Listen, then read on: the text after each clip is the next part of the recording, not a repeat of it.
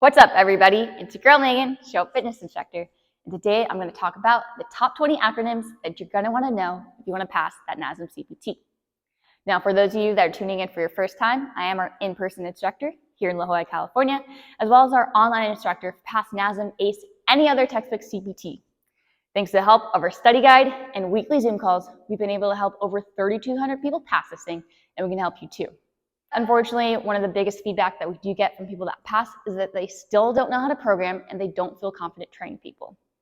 Which is why, more importantly, here at Show Up Fitness, we want to make sure that you guys have all the tools necessary to make this a long-lasting and successful career, which is why we have our own CPT, SUF-CPT, best CPT out there, money-back guarantee, that if you feel that you didn't learn more during our course than you did reading a textbook, we'll give you your money back. We do have all these resources to help you guys pass NASM, ACE, any other textbook CPT out there, because we do realize maybe trying to get hired at a gym that only accepts specific CPTs, or it may be too late to get your money back for that refund 28-day period, which is why we do have all the resources that we have to make sure that you pass this thing, but more importantly, pass it as fast as possible, so then you can get on to your continued learning, learn through the internship, get that hands-on experience to make this a long-lasting and successful career.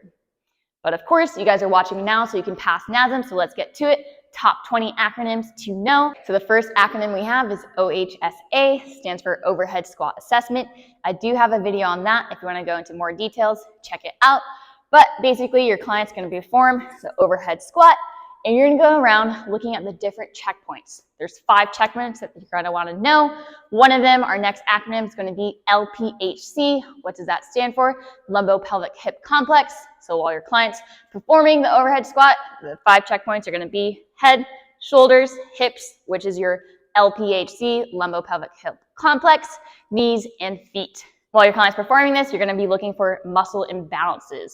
Those muscle imbalances being your overactive and underactive muscles, which next acronym is going to be TVA, stands for transverse abdominis. It's going to be a deep core muscle, can't feel it.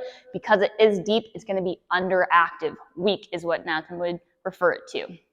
Next acronym you're going to see is TFL, tensor fasciae lata. It's going to be an outer thigh muscle.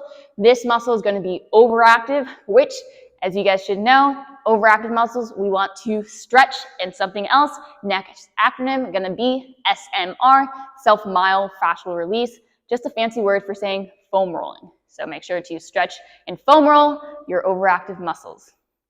Next acronym we're going to see is PARQ, P-A-R-Q. What does that stand for? Physical Activity Readiness Questionnaire. Basically, just as the name puts it, it's a questionnaire to see if an individual is ready to partake in physical activity. From there, you can see during different assessments, maybe you talk about SMART goals. So S-M-A-R-T, what does that stand for? Do have a video on that. If you want more details, once again, go check it out. Just know that's going to stand for specific, measurable, attainable, realistic, and timely. Know what each of those categories are. You're likely going to see a couple questions on that. From there, we have SWOT, S-W-O-T, standing for, as most of you guys probably know, strengths, weaknesses, opportunities, and threats. So that's super simple. Just know the acronym there. And then from there, we're also going to see your BMI, so body mass index. Key thing that you're going to want to know is the different ranges. So if my client is considered normal or healthy, it's going to be a BMI of 18.5 to 24.9. If they're overweight, it's going to be 25 to 29.9. And if they're obese, it's going to be 30 plus. Make sure you know what it stands for and those ranges. From there, we're going to go into RHR, stands for resting heart rate. So where are you checking your client's resting heart rate? It's going to be at your wrist. More specific, radial pulse on that thumb side where your radius is at. That's for that. Then we'll go into different types of testing. You can see the talk test, which comes to our next acronym, VT1. VT1 stands for Ventilatory Threshold 1. So when your client is performing this test, this is where there's going to be about 50% of fat and carbs for your fuel source. Think more aerobic.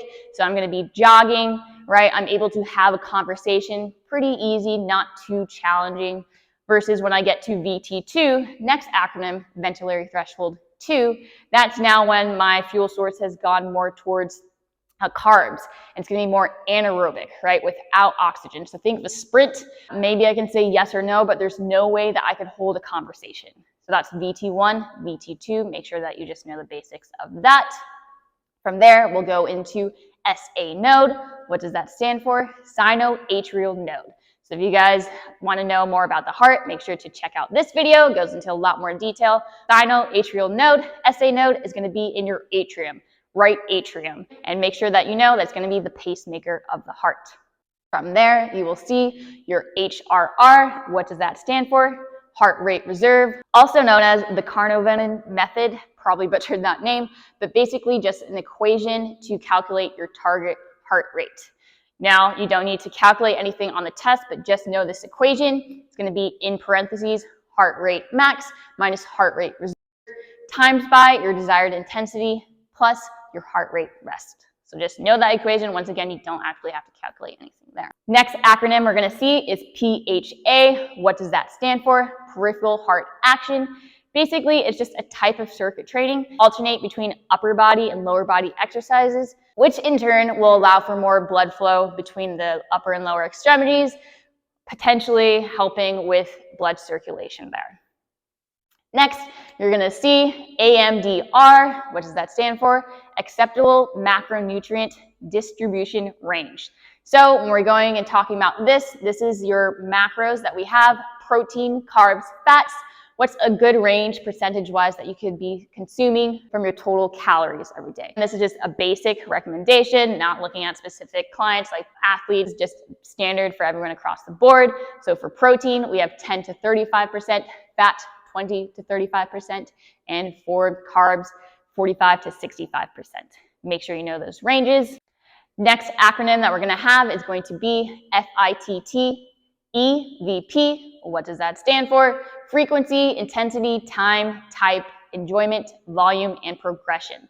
Just know what those stand for. All of those are going to accumulate your acute variables, which could possibly be a question that you could see. What would be considered the most fundamental component when designing a program, which would be your acute variables. So once again, FITT EVP are going to be your acute variables. Just make sure you know what it stands for. You might just ask, what is the F in that acronym? So frequency there. Next acronym that we're going to have is GAS. GAS stands for General Adaptation Syndrome. Basically, it's going to state that how your body is going to adapt to a certain stress, right? So you have 3 stages in that. You have the alarm shock, or resistance, and exhaustion stage. So in that alarm shock, that's where you're going to see the next acronym, DOMS, DOMS, delayed onset muscle soreness. You can usually see DOMS occurring between 24 to 48 hours. Delayed, meaning after the workout that you just did. It's just that reaction to that stress. You know, that workout that you did, maybe it was new, you haven't done in a while, your body's reacting to that. So that's next acronym we have is CEUs, which stands for Continuing Education Units. Make sure you know that you need a total of 2.0 units in order to recertify every 2 years for NASM. 0.1 coming from CPR, AED certification, renewal of that certification, and then 1.9, roughly about 19 hours from that continuing education units. Seminars, events, things like that, but you need those units in order to recertify. So those were the top 20 acronyms that you're most likely going to see when you are taking a NASM CPT. If there was an acronym that maybe you saw in the book or something and you're questioning, should I know this? Go ahead and comment below so I can reach out to you, let you know if you actually have to know that for the test. Is it important or not?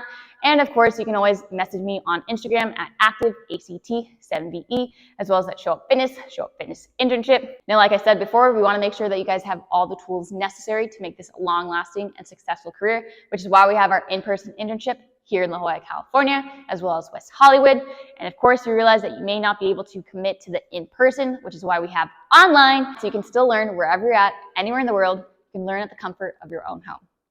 And of course, if you cannot come to us, we will come to you. We have weekend seminars occurring every month or so. So make sure you stay tuned for those dates.